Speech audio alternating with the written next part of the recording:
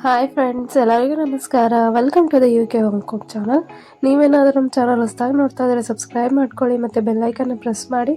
ಮನೆಯಲ್ಲೇ ನಾವು ಎಷ್ಟು ಈಸಿಯಾಗಿ ಪೈನಾಪಲ್ ಶೀರಾ ಮಾಡೋದಂತ ನೋಡೋಣ ಹೋಟೆಲ್ ಸ್ಟೈಲಲ್ಲಿ. ಇದಕ್ಕೆ ಒಂದು ಪ್ಯಾನಲ್ಲಿ 1-2 ಚಮಚ ಆಗೋಷ್ಟು ತುಪ್ಪ ಹಾಕ್ಕೊಳ್ಳಿ.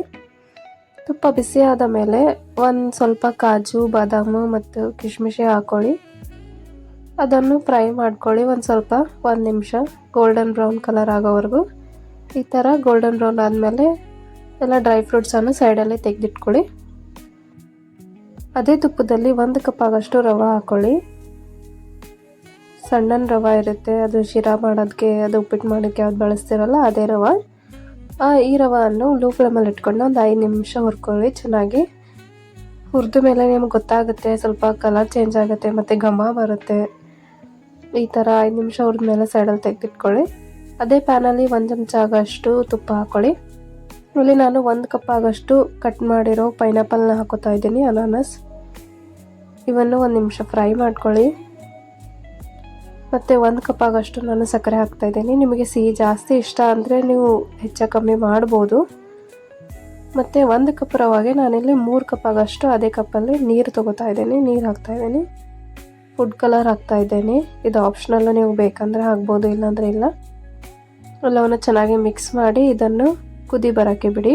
ಈ ಥರ ಕುದಿ ಬಂದ ಮೇಲೆ ಗ್ಯಾಸ್ ಫ್ಲೇಮ್ ಏನಿದೆಯಲ್ಲ ಮೀಡಿಯಮ್ ಮಾಡ್ಕೊಳ್ಳಿ, ಲೋ ಮಾಡ್ಕೊಳ್ಳಿ. ಆಮೇಲೆ ಹುರಿದಿರೋ ರವಾನ ಹಾಕ್ಕೊಂಡು ಕಂಟಿನ್ಯೂ ಆಗಿ ಕೈ ಆಡಿಸ್ತಾ ಇರಬೇಕು, ಇಲ್ಲಾಂದರೆ ಗಂಟಾಗೋ ಚಾನ್ಸಸ್ ಇರುತ್ತೆ.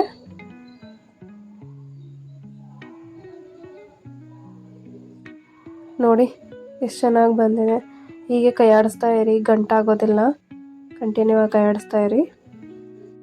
ನೀವು ನಿಮ್ಮ ಮನೆಯಲ್ಲಿ ಈ ಥರ ಪೈನಾಪಲ್ ಶೀರಾ ಮಾಡಿ ನೋಡಿ, ತುಂಬಾ ಟೇಸ್ಟಿಯಾಗಿರುತ್ತೆ. ಸೇಮ್ ಹೋಟೆಲ್ ಸ್ಟೈಲ್ ಆಗಿರುತ್ತೆ. 1-2 ನಿಮಿಷ ಕುದಿಯೋಕ್ಕೆ ಬಿಡಿ. ಮತ್ತು ನಾವು ಹುರಿದಿರೋ ಎಲ್ಲ ಡ್ರೈ ಫ್ರೂಟ್ಸನ್ನು ಹಾಕ್ಕೊಳ್ಳಿ, ಚೆನ್ನಾಗಿ ಮಿಕ್ಸ್ ಮಾಡ್ಕೊಳ್ಳಿ. ಮತ್ತು 1-2 ನಿಮಿಷ ಬೇಯಕ್ಕೆ ಬಿಡಿ. ಕುದಿಸ್ಕೊಂಡ್ಮೇಲೆ ನೋಡಿ ಈ ಥರ ಚೆನ್ನಾಗಾಗಿದೆ. ಈಗ ಗ್ಲಾಸನ್ನು ಆಫ್ ಮಾಡಿಬಿಡಿ. ಪೈನಾಪಲ್ ಶೀರಾ ಅಥವಾ ಕೇಸರಿ ಬಾತ್ ತಿನ್ನಲು ರೆಡಿ ಆಗಿದೆ. ಈ ರೆಸಿಪಿ ನಿಮಗೆ ಇಷ್ಟ ಆದರೆ ಲೈಕ್ ಮಾಡಿ, ಶೇರ್ ಮಾಡಿ ಮತ್ತು ಕಮೆಂಟ್ ಮಾಡಿ.